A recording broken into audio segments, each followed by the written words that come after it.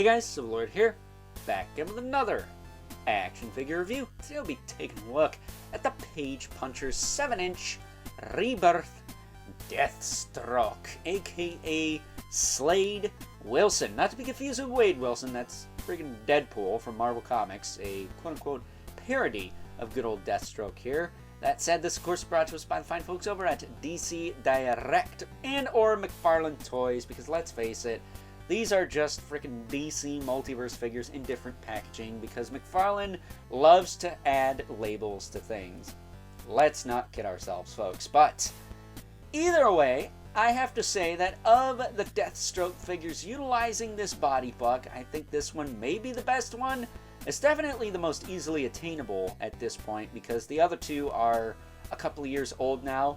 That would be, of course, the original Rebirth Deathstroke that was orange and black, possibly even orange and dark brown. Came with different weapons. Then we had the Defiance Deathstroke, which was a Target exclusive gold label release. That one had a white cape, a bow staff, and I think the same knife as the standard release. And now we have this one, who comes with the most accessories, but is got a couple of things going for it that I'm not too crazy about, but we'll talk about all that in a minute. That said, why don't we cut right to the chase and get into the meat and taters of this review and take a look-see at all he has to offer in terms of accessories, starting off with the comic book. Since it is Page Puncher after all, he comes with an exclusive comic book, Deathstroke #1 from DC Rebirth. That's pretty cool. And we also have a collectible trading card with that same comic book art on the front. There's a bio on the back, but long story short, his name is Slade Wilson. Not to be confused with Wade Wilson again. And he's pretty much the arch nemesis of the Teen Titans, sometimes Green Arrow and Batman, but mostly the Teen Titans. We all know that old Teen Titans animated series that kicked ass, right? Right? No, I don't mean Teen Titans Go. That crap doesn't count. As far as actual accessories go, he does come with a Slade Wilson head with a white eye patch, of all things. That's kind of stupid. I wish he had a black one. I guess the Platinum Chase comes with the black one, so fingers crossed we get like just a DC Multiverse Unmasked Deathstroke release at some point with that black eye patch. I'm not a fan of this white one. That said, we do get the bow staff from that Defiance Deathstroke, that Target exclusive gold label release. Again, here, at least I think this is the same one. I gave Defiance Deathstroke's bow staff to the Rebirth and or New Frontier, whichever, Tim Drake Robin. We also have a katana sword, which is a pretty chunky thing. I think it's better than the sword the other one came with, because that was a weird, kind of medieval looking sword, but this one does not fit on the holster on the back, or whatever you want to call this, very well at all. It sits in there. It's very loose. So while you can have it in there, if you're not going to glue it, it just kind of falls out. So that kind of sucks. So cool sword, but the quote-unquote holster on the back is not very good. Same with this. I want to say this is a Sai, but it's like way too big, because aren't these a lot smaller than swords? I don't know. I'm not a ninja. I never practiced ninjutsu. I don't know any of these things. But I can tell you this accessory is going in a bag. I do not care about this thing. It just seems way too big for him. And that's all you get. And we'll talk about why that kind of sucks in a minute here. But here he is alongside the Damian Wayne Robin we looked at either yesterday or earlier today, depending on what day of the week this video comes out. Take a closer look at Deathstroke here. He's got Hockey Puck display stand racing with all McFarlane Toys releases. And he's got a knife sheath on his boot there, but no knife. What the hell is that? I would have taken a solid piece over an empty sheath. So now I gotta try and get a knife for this guy that fits in there. I do have the Sergeant Rock knife sitting nearby, but that's probably too small. Maybe too big. That said, the other thing this guy's got going for him that's a little different from the other ones He does not have that tab on his hip anymore. He used to have a little tab here for a gun holster that I can only assume was removed because Warner Bros. Gun and Warner Bros. That is no longer here. I think they retooled the leg. Because there used to be a little tab here.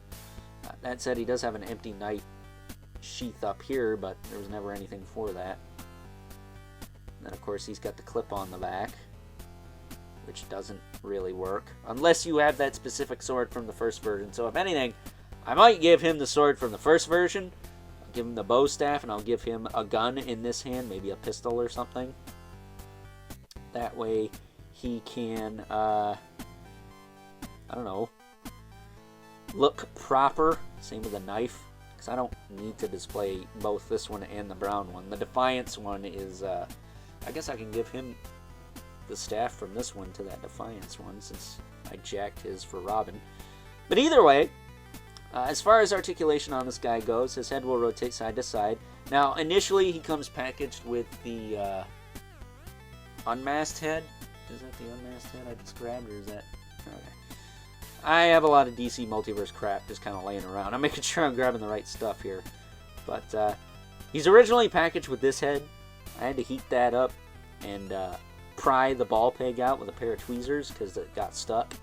So after that, I was able to get this one on, and I don't think this one is stuck. No, it's not.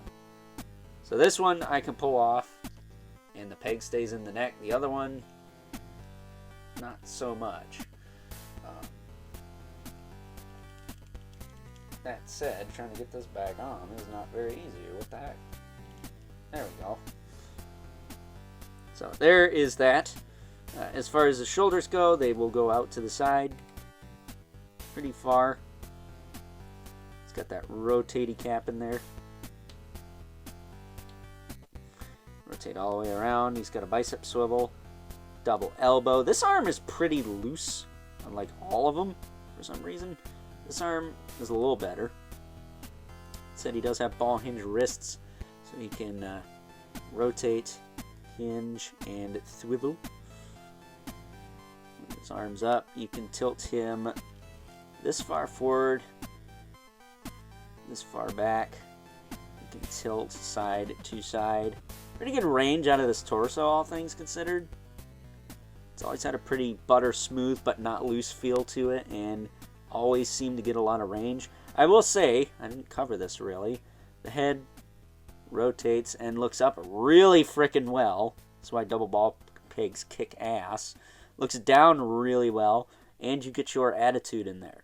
Also, I love the proportions of this figure. Look at the shoulders, look at the V shape of his torso and waist area. He's got superhero proportions. Funny how a superhero character has superhero proportions. Who'd thunk it? He does have a waist twist that gets you all kinds of range as well. His hips will kick forward and back, out to the side, back down. He does have pretty decent thigh swivel, all things considered, especially going out.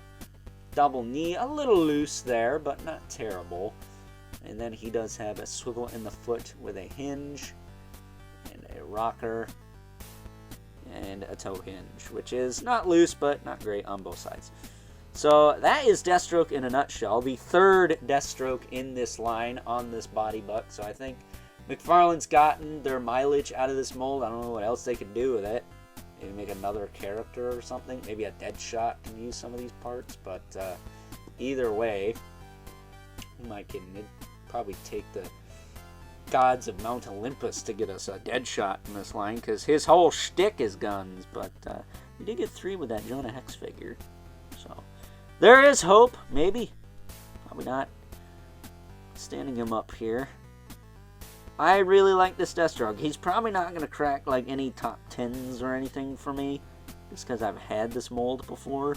But especially if you get the Platinum Chase with the better Slade Wilson head, I think this guy's a must-have. So bringing in our 2 regulars, the Mythic Legion's Brother Mandibilith, right there, and the infamous 11 Spawn, who is probably about neck and neck. No, he's a little taller. Just a smidge, not enough to be towering, but he is a little taller than good old Deathstroke here. So with that being said, it is time now that we wrap things up with some final thoughts. Overall, and aside from the lack thereof any knife for the boot sheath or any kind of useful, quote-unquote, useful scabbard for the back, if you missed out on the original release of the Rebirth Deathstroke from a couple years ago, I think this one is a little better just because you get the alternate head, albeit with a white eye patch instead of a black one, because McFarlane's gonna McFarlane, right?